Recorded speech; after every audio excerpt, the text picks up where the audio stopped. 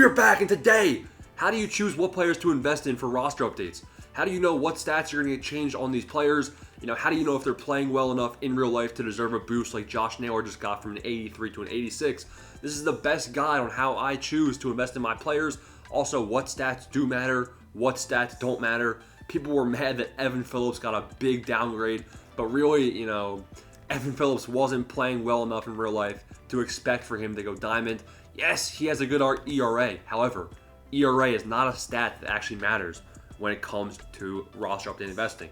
So let's see if we can find some examples of why some guys got upgraded. So the first guy we're going to look at is actually a guy that I've actually been following the entire update period. Let's go with Tyler Glasnow, right? So Tyler Glasnow, look at his stats on the screen. The best way to find these guys' stats is just typing in their name on a website like Safari on Google or Google and pulling up MLB.com, looking at their stats. You'll be able to find the exact stats you see right here. 37 innings, 44 strikeouts. So that's a high Ks per nine. The number of innings pitched and the number of strikeouts are both stats that do matter. You want somebody to be having more strikeouts than the number of innings pitched, and then they'll probably be due for a slight Ks per nine boost. Glasnow, 44 strikeouts and 37 innings pitched.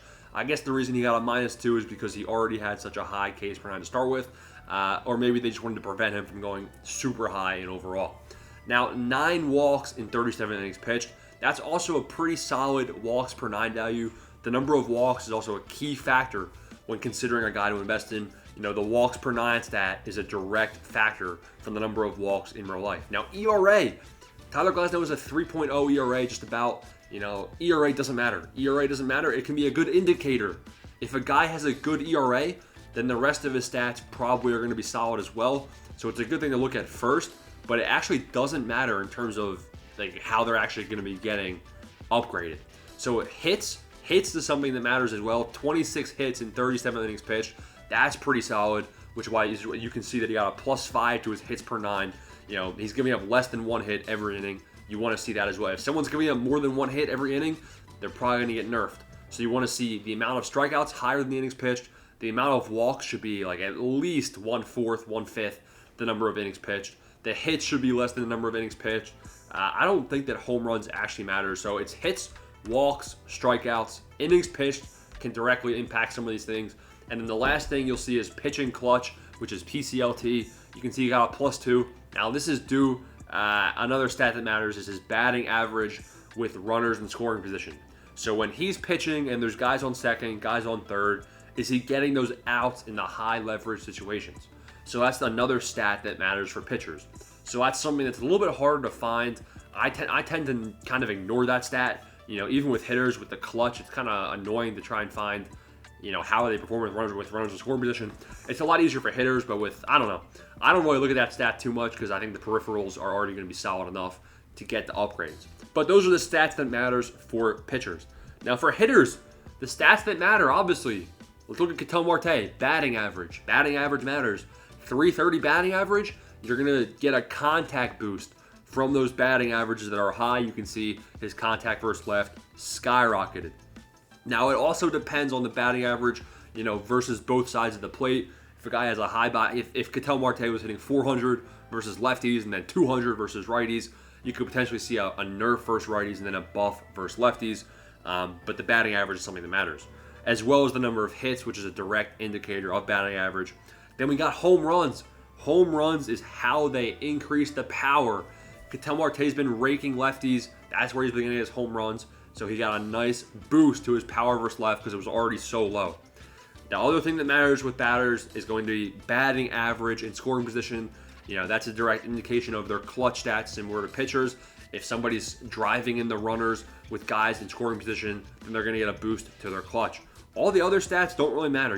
OPS, I usually do look at OPS. I'll reference OPS a lot because OPS is a good indicator of how many hits and home runs they're getting. So if a guy has an high OPS, then they're probably going to be playing well enough to be a good investment.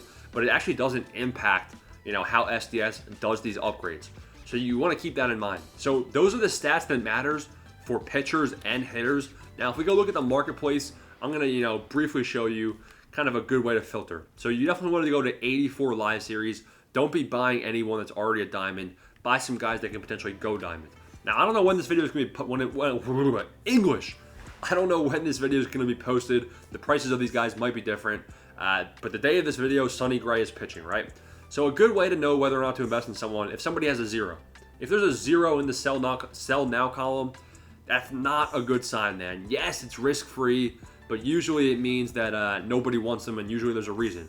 A guy like Justin Verlander, honestly, Justin Verlander is a guy who's at 0, but he's had a good start to the season. He's had 2 solid starting performances already this year.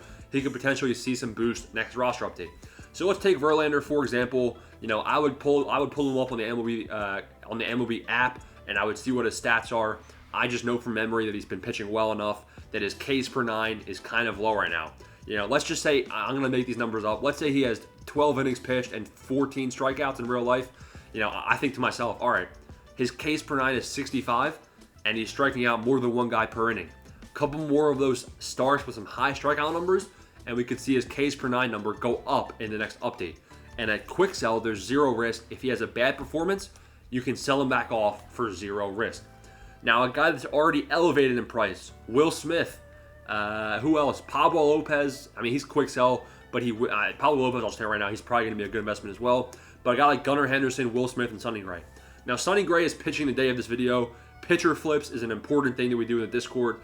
Buy these guys 2 or 3 days before their start, and you can see Sonny Gray's already way inflated from where he was yesterday. Yesterday, he was around 1,600, 1,700. He's over 2.1K today in anticipation of his performance today. So pitcher flips is a great roster update investing tool. But Gunnar Henderson and Will Smith, right? Pull up their stats in real life.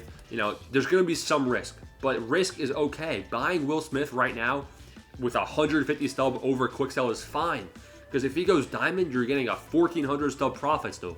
So the reward it heavily outweighs the risk.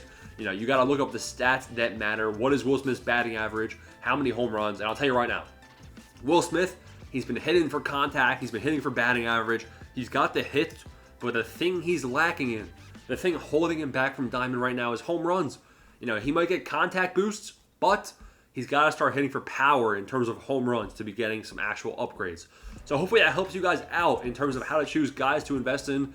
I'll tell you right now, we got a bunch of names already in the Discord. We got like 40 names of guys that are great investments for this next roster update period. Also doing pitcher flips every day. A lot of good silvers.